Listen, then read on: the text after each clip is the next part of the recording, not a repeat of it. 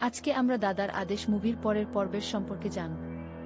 প্রসেনজিৎ চ্যাটার্জি অভিনীত এই সিনেমাটি বাংলা চলচ্চিত্রের এক অত্যন্ত জনপ্রিয় পারিবারিক অ্যাকশন ড্রামা। গল্পের মূল ভিত্তি হল বড় ভাইয়ের প্রতি ছোট ভাইয়ের অগাধ ভক্তি, শ্রদ্ধা এবং ভালোবাসা।